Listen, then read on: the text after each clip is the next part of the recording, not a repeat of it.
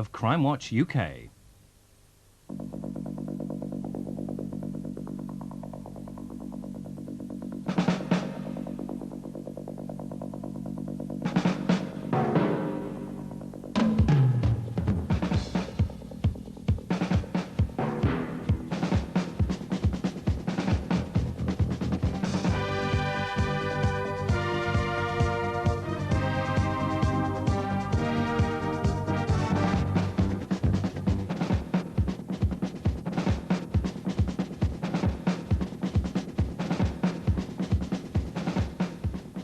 Hello and welcome back to a new series of Crimewatch UK as the programme begins its 10th year. We also have a new number, a free call number at last, and there's some news on several of the cases we covered before the summer break.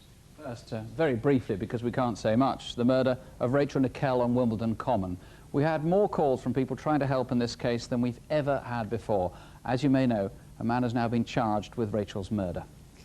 On April's Crime Watch, police announced a detailed description of the man they believed had killed businesswoman Jean Bradley, who had been found stabbed beside her car in West London. 2 people were able to draw police attention to one man, and one of those people was actually a Crime Watch producer who'd been out shopping and saw a familiar-looking person in the street. But the crucial evidence came 2 days after the programme, when a viewer went into his local police station in West London and gave officers a specific name.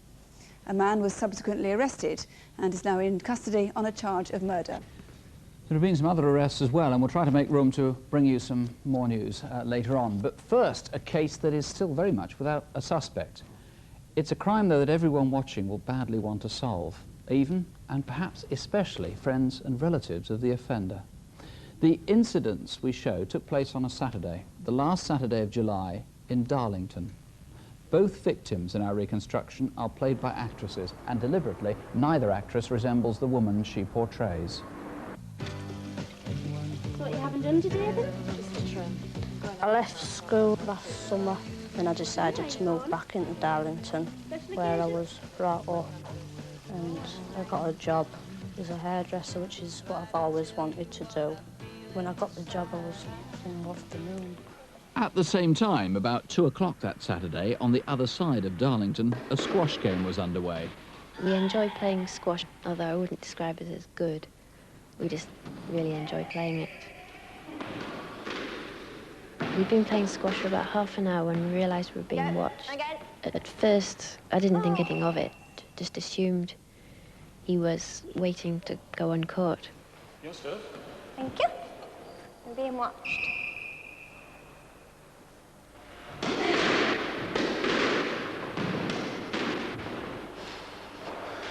But after a while, he started putting us off, making us feel awkward. Call it a day. Yeah, okay. I'm meeting in the lobby. On the way to the changing rooms, I had to pass him on the stairs. I just wanted to quickly get past him so there was no eye contact. I was looking forward to going home that day because I'd been on my feet all day. Right, isn't it? Yeah, it is. I think we'll just finish tidying up and then we'll go home, shall we? Oh, that's great. It was really tiring day, even though it wasn't busy.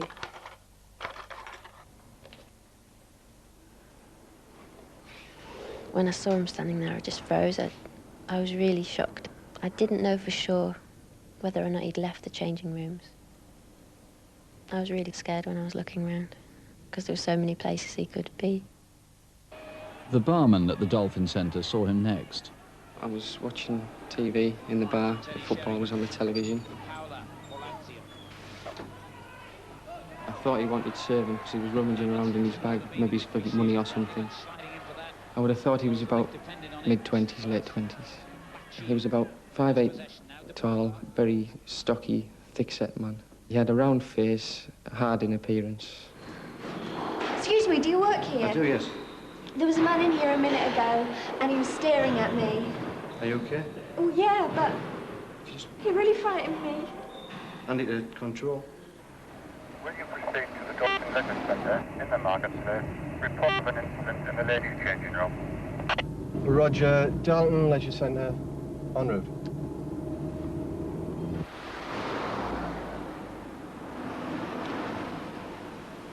It's now about 3 in the afternoon.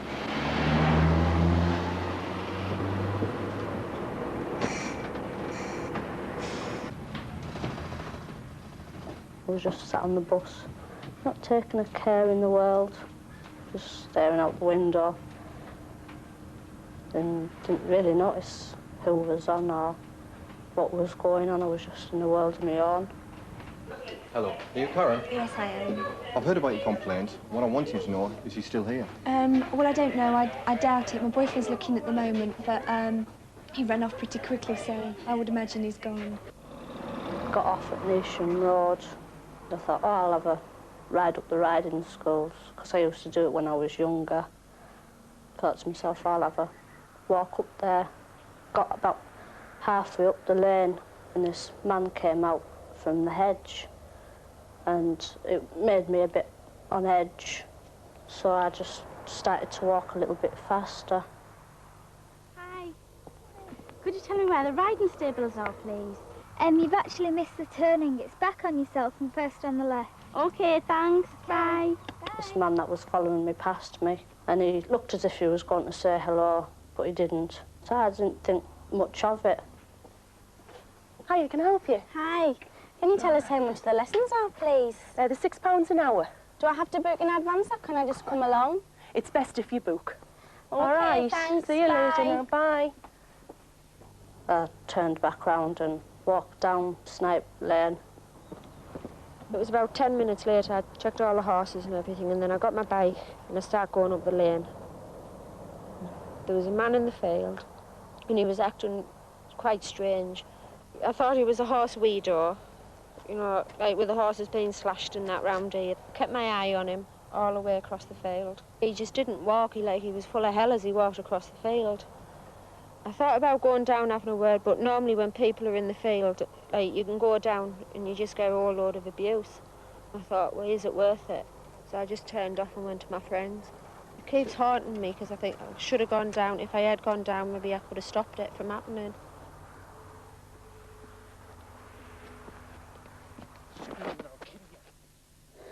He held a knife to my throat. He dragged me behind the hedge. I kicked him and tried to get away, but I couldn't get past him.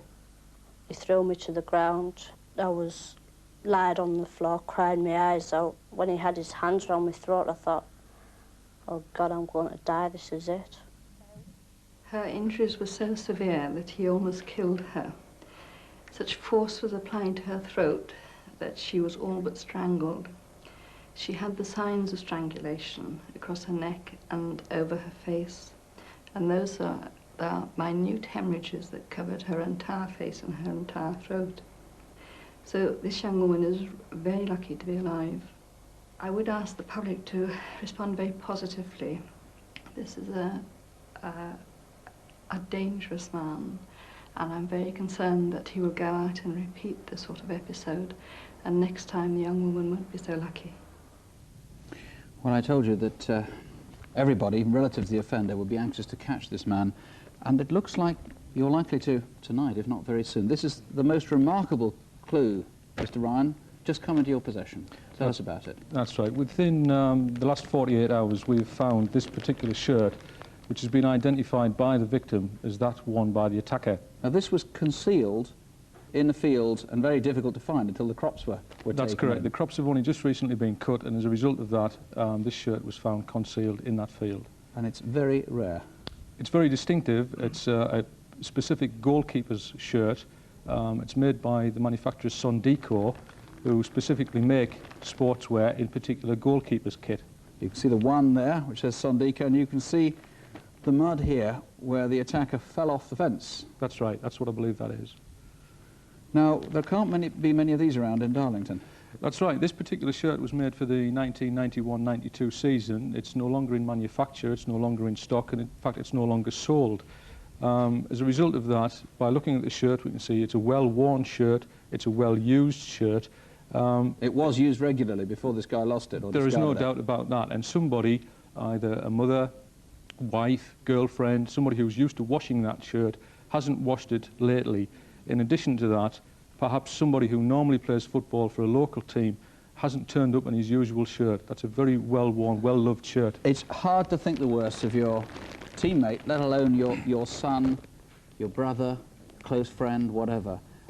Just to help people put that picture together, the jigsaw puzzle, give us the best description you've got of him. We're talking here about a young man in his late teens to mid-20s, obviously sport-orientated. He's some 5'6" to 5'7" tall, well-tanned legs, muscular legs, who was prepared to commit a brutal rape in a ruthless fashion on a young girl who was 17-year-old, a very naive young girl.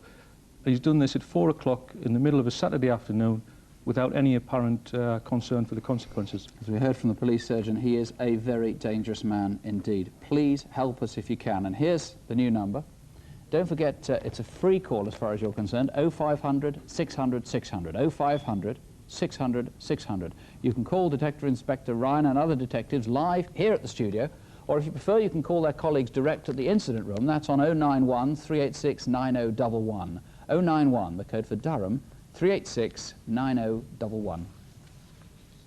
Well, now, before we look at this month's photocall faces, an update on the results from our last photocall file. 2 men were wanted in connection with the use of stolen credit cards in travel agents, among other places.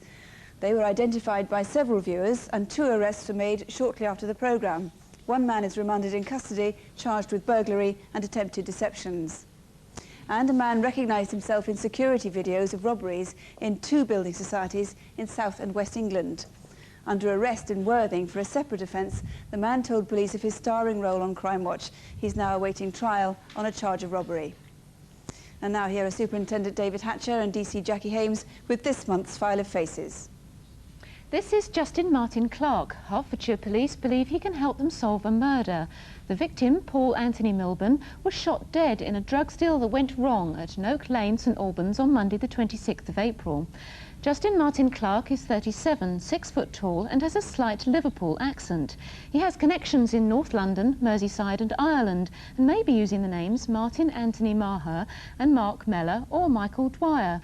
If you know where he is, please don't approach him as he could be armed. Call us instead. Do you recognise these 3 people? On Wednesday the 4th of August they mingled with holidaymakers at Heathrow Airport, visiting various bureaux d'échange and banks inside the airport. Here they are using false passports to cash blank travellers' cheques which had been stolen the previous day. All 3 were very busy and cashed cheques to the value of £20,000 before later visiting Gatwick Airport and cashing more. The older man is around 5'8", in his mid-50s, heavily built with a pot belly and is wearing a dark wig. The other is in his early 30s, 6 foot with light brown hair. He's described as scruffy and wore a sleeper earring in his left ear. Could these 2 men be father and son?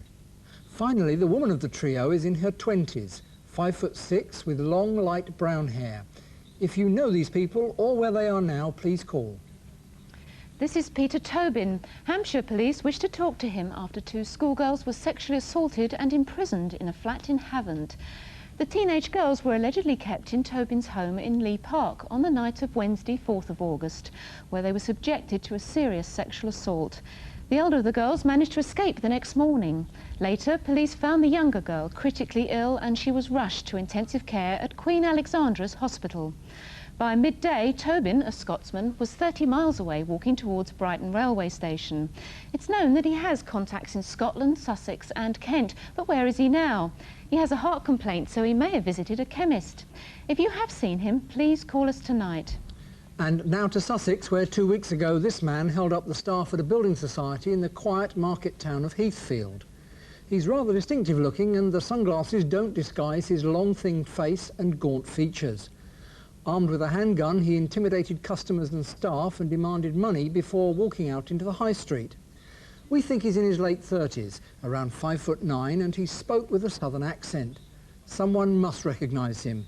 If you do, or if you know where he is, or you can help with any of our other photo call faces, please call us now.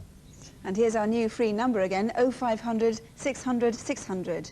If you can help on any of those cases, please do call 0500 600 600. Our next case is what the detective in charge of it describes as the most baffling he's ever tackled. In fact, apart from this teacup, there's almost nothing to go on. The cup, which hasn't yet been washed, as you can see. Belonged to Harry and Meghan Toos, who probably took it off the shelf in honour of an unexpected visitor. Was that you, or do you know who it might have been? What does seem clear is that someone who went to see them on their farm that Monday morning did not reciprocate their friendship. Chiarywine Farm nestles between undulating hills near the village of Llanharry, midway between Cardiff and Bridgend. Come on. Where are you, you little buggers? Come on. Come on. There. You may have known Harry Toos from his market garden business, though he retired some 7 years ago. But he was still proud of his cabbages, which he guarded jealously from rabbits with his new shotgun. His old one had been stolen about a year ago.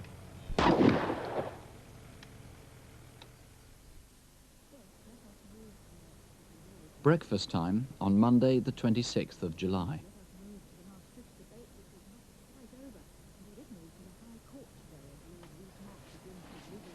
Was that all right then? Lovely, thank you, lovely. This is quite a tangled web, isn't it? Perhaps you could remind us. Have you finished your list yet? Almost. That should last us for a few days. What sort of meat do you want? I don't know. The pork would be nice.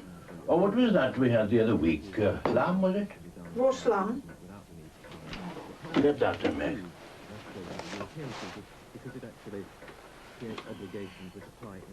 Must get down to that cattle market again. It's time we had a few more head. Keep the place going like. Well, I'm glad we got that hay in. That'll keep us going for a while. Yeah, it will, that. Harry and Meghan were both born in mid-Glamorgan, and their little farm had been in Meghan's family for a century and more.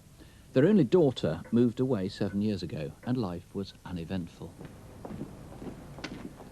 Got your purse and everything? Yes, we won't be wanting very much, and we got our pension money. Back at lunchtime then.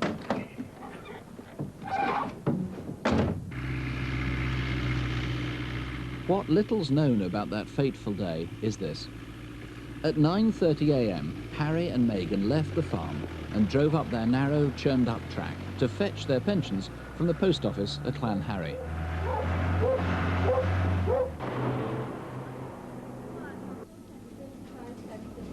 Hello, Mr. Morning. Jones. How are you today? Fine, thank you. Is your wife with you today? Yes, just outside, Meg. Here you are, Meg. Fill your pockets with that lot. Out of our pockets into Tesco's, more like. Not so busy in there this morning? No, get here early enough, see. Monday's always a busy day.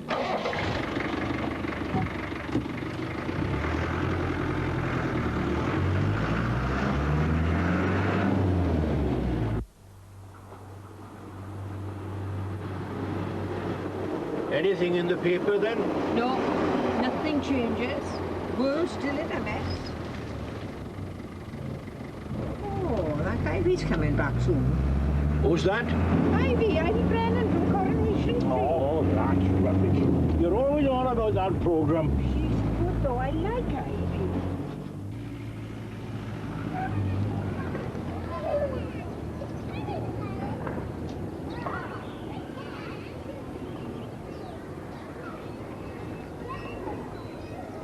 I shouldn't be too long. I haven't got very much to get.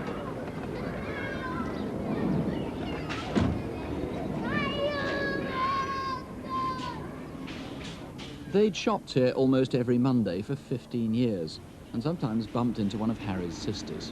Hello, Harry. Oh, hello, love. How are you? Oh, I'm all right. How are you feeling after your operation? Oh, not bad. Still a bit sore, you We know. met them at Tesco's and we had a little chat about the family. Meghan liked their chapel and Harry had been involved in the farmers because he was on the committee. They were a very quiet couple and they were a devoted couple. According to a neighbour, by about 11, the couple were arriving back at the farm. I was going to visit my sister. I seen Harry and Meghan to's his Land Rover. They then turned in over the cattle grid and then went towards their home. Where do you want this one? In the cupboard under there.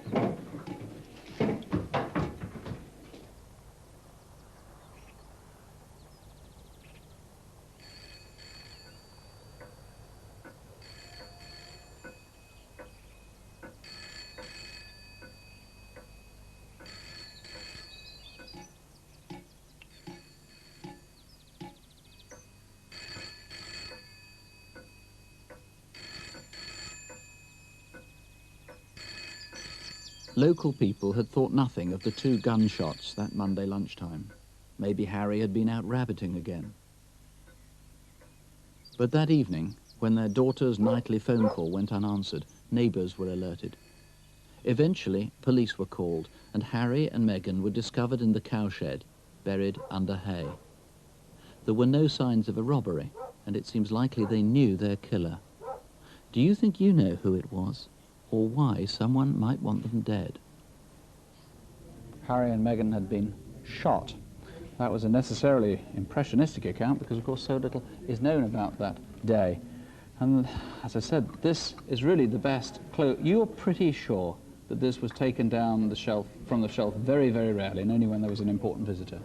That's correct. We can't rule out the fact that Mrs. Toos herself may have drunk from the cup that morning. The indications are that she didn't. But she never normally did? No, her favourite mug was in the kitchen. Mr. Toos' mug was on the table alongside that cup and saucer. Now let's get this clear. This could have been an entirely innocent visitor that morning who may be watching now and sort of horrified, saying, well, look, I just dropped in. That's correct. It could have been, as you say, an innocent visitor, but we'd ask that person to come forward in order that we could eliminate him. Now, what's the main point of your appeal? Because you have so little to go on. How can viewers help? Well, they can help firstly by giving us any persons who they know who visit the farmhouse. It is important.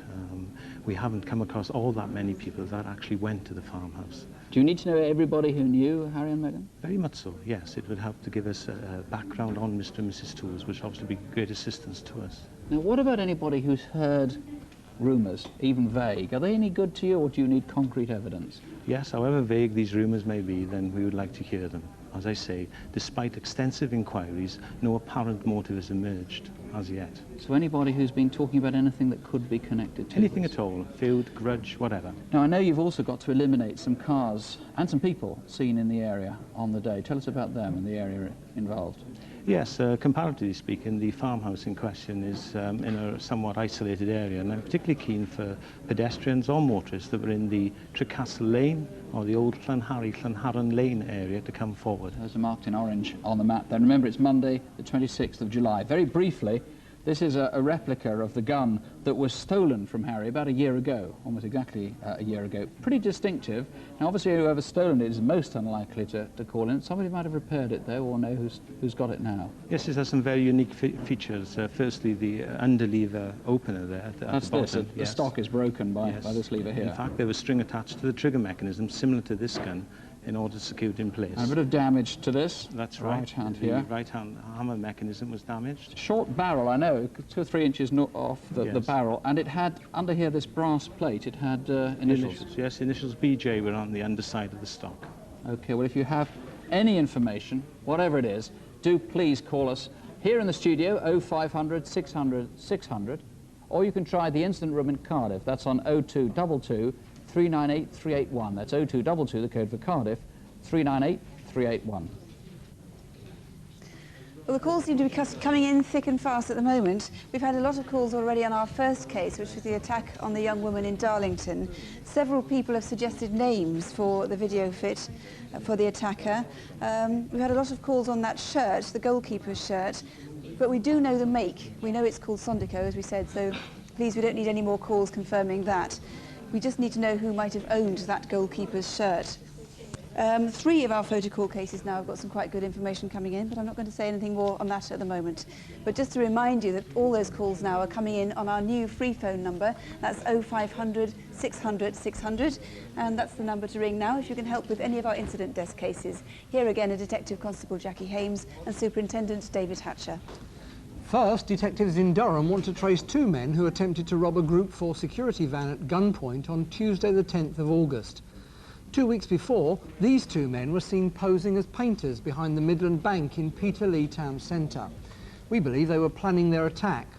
On the day of the Group 4 delivery, one of the men, again posing as a painter, tried to snatch a money bag from the guards.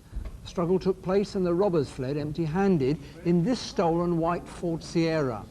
It carried these copied number plates. Did you make them? The car was abandoned nearby. Inside were these two overalls with this distinctive red and some white paint on. Also this unusual walking stick. It's made out of a billiard cue. Can you link these items to the two men who were both in their early 20s, about 5'10", and wore those white painter's hats? The would-be robber had blonde hair which was shaved around the ears. His accomplice had short black hair and he spoke with a Cockney accent. If you can help at all, please ring the police in Peterlee on 091 586 2621. That's 091, the code for Peterlee, 586 2621. Still on Tyneside, colleagues are anxious to trace a man who kindly helped a young woman after she'd been indecently assaulted in the city centre this summer. We also want to identify the attacker, who's described as 5'10", in his early 20s with short mousy hair. He had acne and a small white scar on the left side of his lip. At just after 1 a.m. on Sunday, July the 4th, the young woman attempted to get a taxi in front of the ritzy nightclub in New Bridge Street, Newcastle.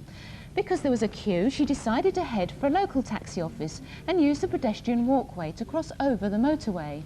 It was 1:15 a.m. when she reached New Bridge Street West. As she was passing Joe Wilson's public house, she was pulled to the ground by a man who indecently assaulted her. The attacker was scared off by a passing car and ran towards the Central Business and Technology Park. The distressed woman was then helped by a motorist who drove her home in his black car. We want to talk to that driver who came to the woman's aid to see if he has any more information to offer or anyone else who might have seen the attacker. If you can help, please call the Newcastle Police on 091 232 3451. That's 091, the code for Newcastle, 3451. Officers from Birmingham need your help to solve the robbery on a milk delivery man during his collection rounds on the 17th of May. At about 6:30 p.m, he was leaving the Pelham supermarket on Alum Rock Road when he was approached by two men who threatened him at knife point. They forced him into the back of his car, a white Datsun Bluebird. The car was then driven along Alum Rock Road to a scrapyard where the man was locked in the boot. The thieves left with thousands of pounds in cash. They also took his LA Raiders jacket, and we'd like to hear from anyone who might have seen it being dumped at a nearby canal bank. In the haul was over £500 worth of milk tokens like these. Now, these can be used in any shop, so we'd like to hear from anyone who might have been offered a large quantity. Both robbers were Asian. The first is 18 to 20 years old, around 5'10", stocky, with short black spiky hair. His accomplice is in his early 20s, 6 foot, slim, with rough skin. If you recognise this man or can help in any way, please call West Midlands Police on 021 626 7111. That's 021, the code for Birmingham, 626 7111. Unusually, colleagues in France have asked for help on this next case, which involves the murder of a young Englishman. On March the 7th this year, the body of 27-year-old Anthony Howe was found on open ground next to a road 20 kilometres north of Paris. Tony, whose home was in Sheffield, had been brutally beaten. His passport, cash and holdall were all missing.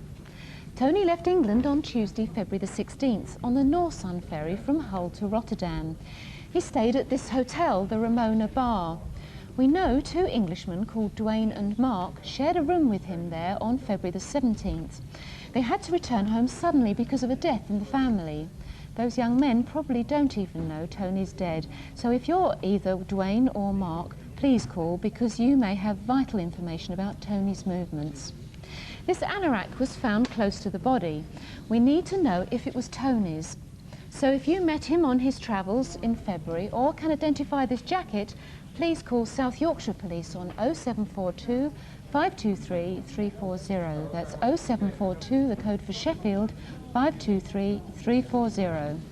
And finally, this man is one of a gang of armed robbers who viciously attacked post office employees in Cannock. On Monday the 16th of August, a man was seen in the driver's seat of this Bedford Astra van parked at the rear of the post office in Church Street. Perhaps you recognise him. He's in his 30s with dark short hair and possibly has 2 moles. He wore a dark blue baseball cap. Around 11:30, a mail van arrived at the rear of the post office. 3 masked men armed with a shotgun and wooden stave leapt from the Astra. A particularly nasty attack, the robbers then sprayed ammonia into the faces of the terrified staff before escaping. The van was abandoned in the Beecroft Road car park. It had been stolen in Warrington a week before and had false plates, C331OFT, copied from a legitimate vehicle. We'd obviously like to hear from anyone who remembers making those plates. Although the raid took place in Cannock, it seems there's a Merseyside connection, as a Liverpool Echo newspaper was discovered in the van. The robbers left behind a pale green valance sheet, but took the owner's industrial Rotomeg drill, similar to this one. It has the serial number 1202. If you know anything, call the Staffordshire Police on 0785 234 948. That's 0785, the code for Stafford, 234 948. Alternatively, of course, you can call us here live at the studio, 0500 600 600. Easy to remember, and it's free wherever you are in the United Kingdom, direct to detectives here live in the studio, 0500 600 600. Well, finally, detectives from West Yorkshire are with us tonight in the hope that viewers can help their investigations into a robbery at a jewellery store in Halifax. The robbery took place 16 weeks ago, but both staff and customers in the shop at the time are still badly shaken by what happened. Our reconstruction begins a week before the robbery in the showroom of Bill Smith Motors in Liverpool, where 2 men were taking a particular interest in one bike and its number plate. All right, lads, can I help you? Good model, innit? Oh, why? Honda 600, best model on the market at the moment. 2 up? Yeah, it's got a... I remember the 2 men coming in the shop. They'd looked at all the bikes in the showroom, but they'd taken particular interest in the red Honda. I was surprised how young both of them were, really, considering the high-powered bikes they were looking at. How much is it? On the road, 4,800. I noticed straight away one bike had a helmet with a black visor, which is illegal. Any good to you? You're interested? Yeah, I'm looking for something bigger than what I got. What have you got at the moment? It's outside. Do you want to have a look? Yeah, I'll have a look, yeah. The one who did all the talking seems to know quite a lot about bikes. The second bike, I never said a word. I didn't even get a good look at him because he kept his helmet on all the time. What's the mileage? 20,000 kilometres. Kilometres? Is it on a Q plate? Yeah. I didn't know it was on a Q plate. Why's that like? Japanese import. Are you interested in part X in this against the one you were looking at in the shop? No, I was only just looking at that one. The salesman remembers the man was about 22 years old, about 5'9", of medium build and with short black hair, possibly gelled back. He had a thin moustache. All right. Thanks for coming in. Bye. Having spent about half an hour in the shop, the 2 men simply got on their bike and rode away. The day before, a bike very similar to the Honda the 2 men had been taking so much interest in had been stolen in Widnes. Good evening, police at Widnes. Can I help you? I'd like to report my motorbike. It's been pinched from Genlab car park. At 1 o'clock that day, Stuart Callender had left his bike in his works car park in Tanhouse Lane. By 5:45, when he came to go home, it had gone. Can you tell me how much it's worth and give me a brief description of your bike? Yeah. It's a Honda CBR 1000 H632 BCA. Mr. Callender was able to give police a full description of his Honda superbike. But by the time it was next seen by a builder near the Liverpool docks, one essential detail had been changed. The registration plate was now exactly the same as the Honda on sale in Bill Smith Motors. I noticed the 2 lads early in the day tampering with one of the park bikes.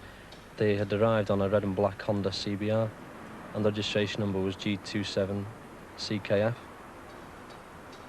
One of the lads appeared to be carrying a screwdriver, and as they were acting suspiciously, I decided to ring the police. Listen, there's a couple of lads messing about with a motorbike down by the Port of Liverpool building. Yeah, well, they've been there for ages, knocking about with it, haven't they? They've nicked that bike now. You better tell them to get down here quick. Right, now, they've actually taken it now.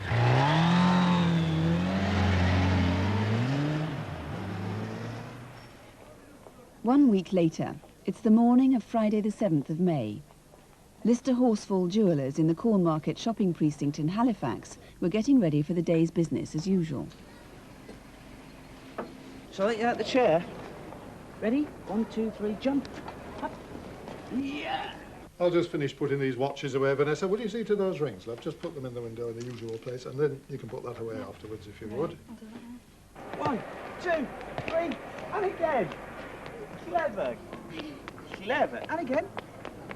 Just check the security video jacket needs changing. I couldn't believe it when I was As the time approached 10 o'clock, an off-duty store detective was out shopping with her parents, unaware that she was about to put into practice everything that she had learned about dealing with a robbery. That'll be all right now, Mrs. Evans. It's just a little bit of grit inside the mechanism, so it's just be... Right, everyone get down! Get down! Get the meeting! Get down, everybody! Get down!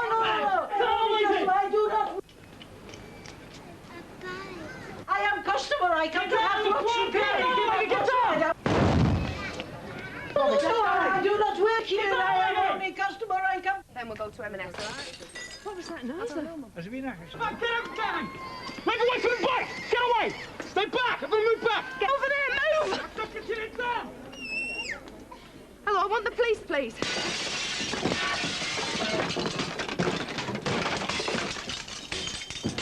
I said keep your head down!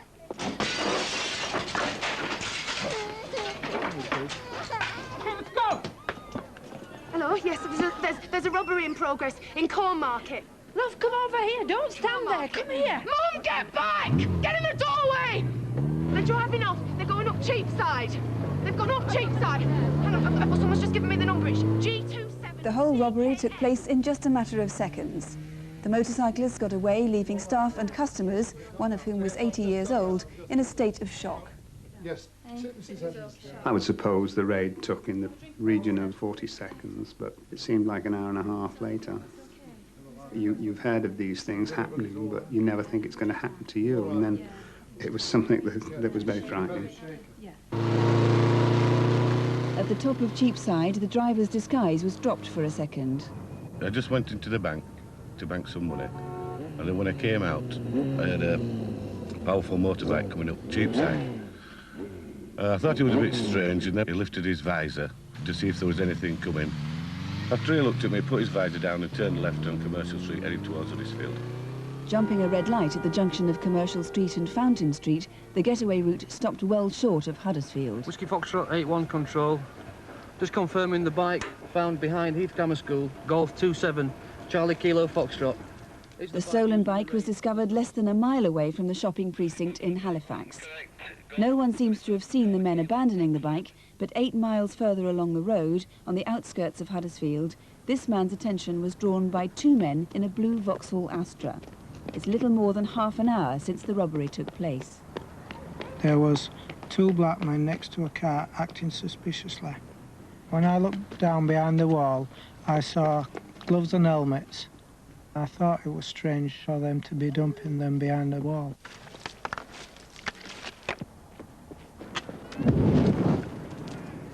As the man ran back with his daughter towards the fire, he just caught a glimpse of the 2 men driving off.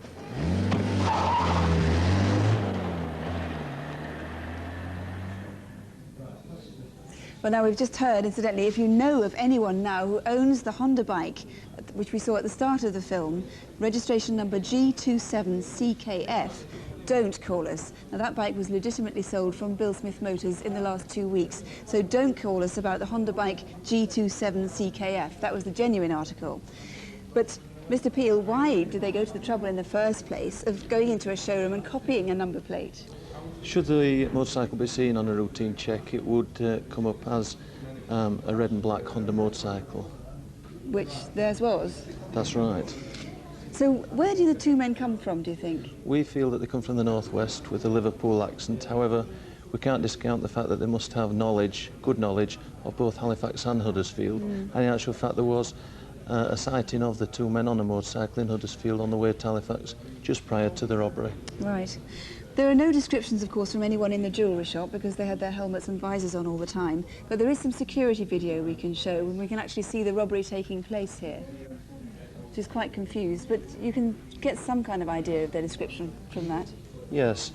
It took place very quickly and obviously was very frightening to the witnesses, but both men are described as being about 5 foot 10 inches tall, stocky build, and both were wearing crash helmets with illegal dark visors. It's difficult to tell exactly what sort of clothes or indeed that shoulder bag is.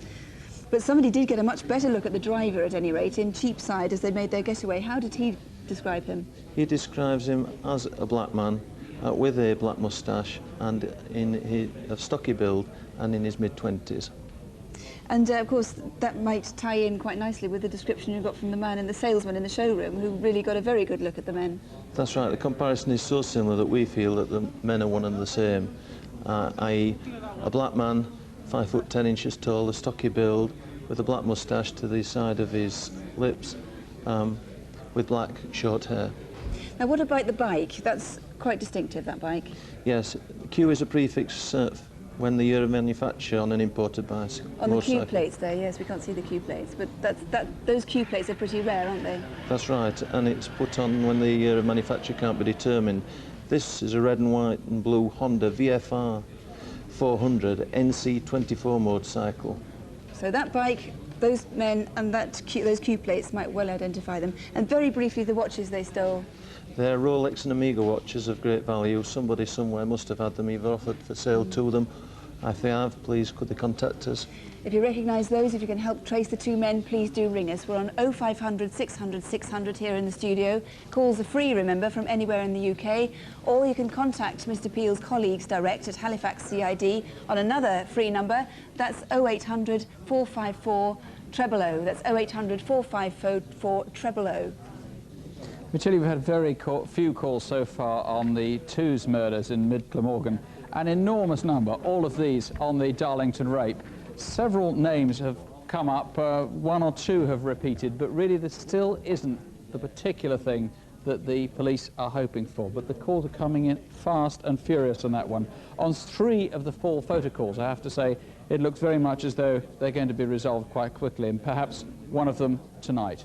And if we've got any more news, well, we'll bring it as we go on through the evening. And don't forget the new number, and the lines are open until midnight on 0500 600 600. Detectives will be acting on the information as it comes in tonight, and we'll have, I hope, more news in about an hour and a half on Crimewatch Update at 11:45. If we're sounding a little incoherent at the moment, it's because some new news is coming in, so please do watch later. If you can't stay up to then, though, on behalf of victims of all the crimes we've covered, thank you for helping, thank you for watching, and above all, don't have nightmares, do sleep well. Good night. Good night.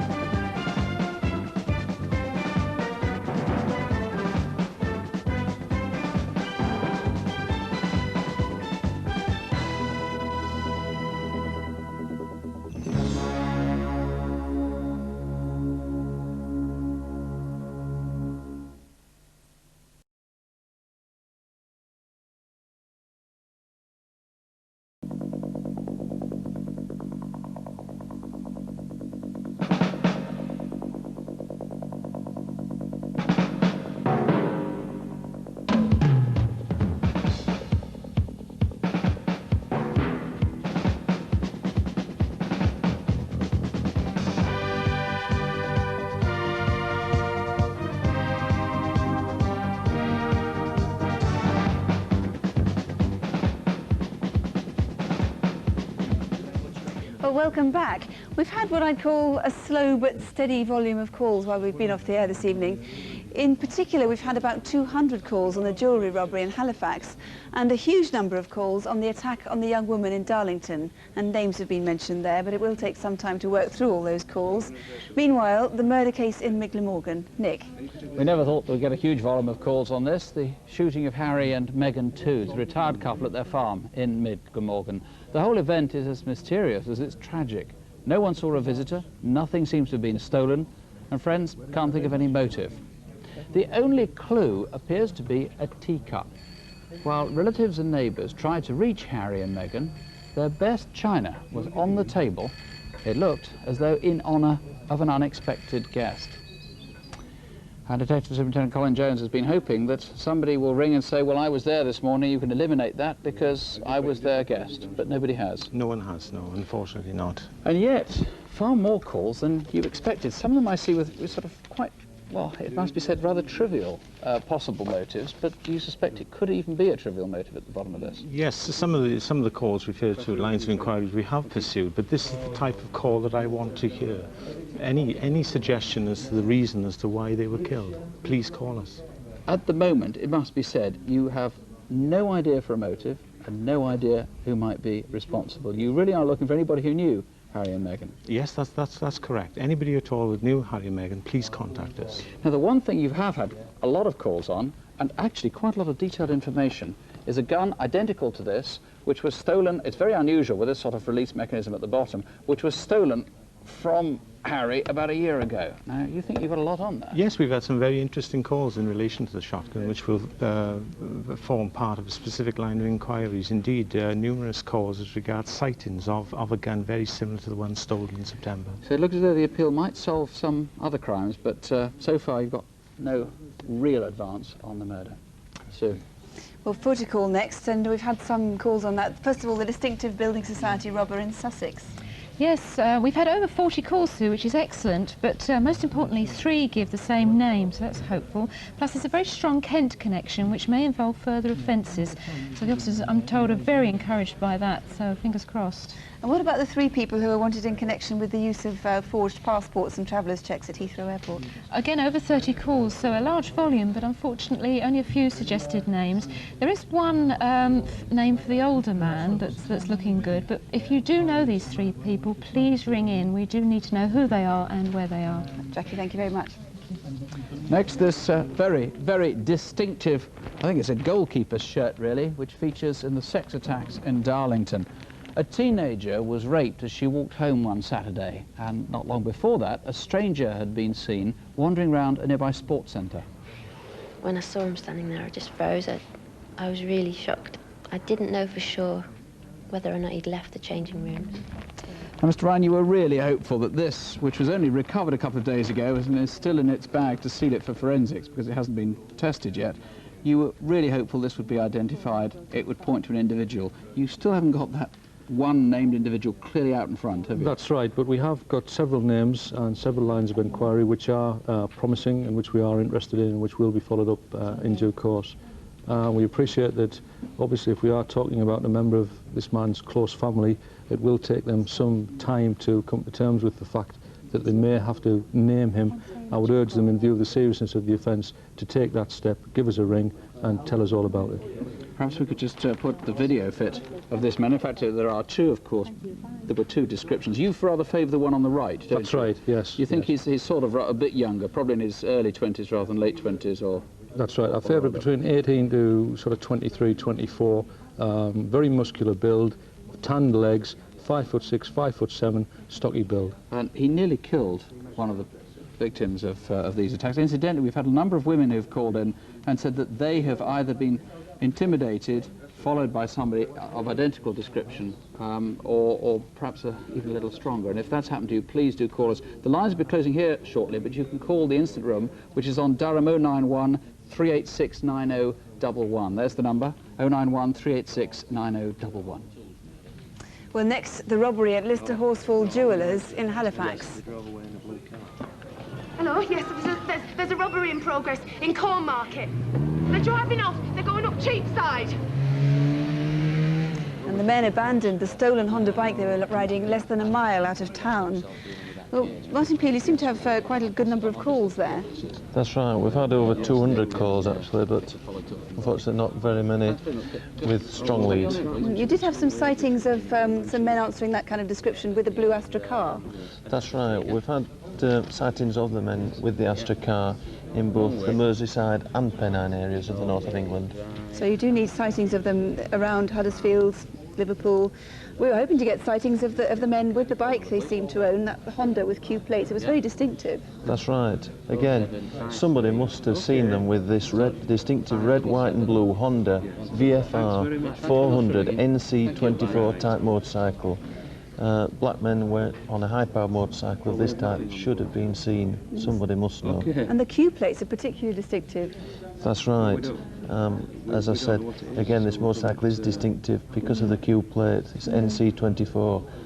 The black man, again, to describe him, is in his early to mid-20s, 5 foot 10 inches tall, stocky build, with black short hair, black moustache that comes to the side of his mouth.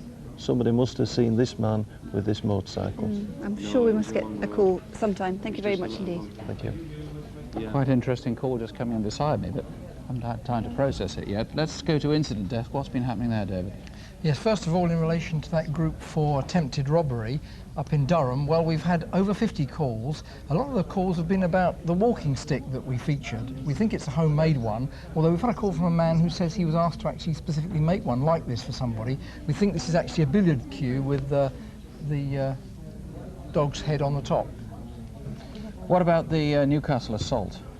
Yes, we've had a lot of names suggested. In fact, we've had the same name suggested by 3 different people, and there's a good response come in. We think there may be other victims linked to that attack who've not yet called us, and if you're a victim and you think you've been attacked in the Newcastle area and you haven't called the police, please come forward. You may have vital information that hinges on solving this particular crime. Very quickly, the Milkman robbery? Yes, we've had calls about the artist's impression that we showed. A possible suspect and a place where he visits has been identified. We've also had suggestions on where those milk tokens that were shown may have been offered for sale in large quantities. And the murder of Tony Howe, north of Paris? Yes, only 3 calls there, Nick, but in fact one of them was from one of the witnesses that we were trying to trace, Dwayne. Well, he's phoned to say he knows Mark, and he's also mentioned Nick and Steve, who we know were staying at the Bar Ramona at the same time as Tony. We didn't mention them on the programme. We didn't, but hopefully if they're watching, still call us. Very quickly, the Cannock post office robbery. Yes, we've had 2 different officials from the criminal justice system ring in and offer the same name for somebody involved in that, and a few other names to follow up, so we're hopeful. I think one of those is being acted on right now. Well, we're keeping the lines open here in the studio for another 15 minutes or so, till 12:15 on 0500 600 600. You'll see the relevant local numbers in a moment. If you can help in any way, please do call us. If recent events have been anything to go by, we should have more progress to report a month from now. And that's all tonight. So, unless you've been responsible for anything we've shown tonight, don't have nightmares, do please. Sleep well. Good night. Good night.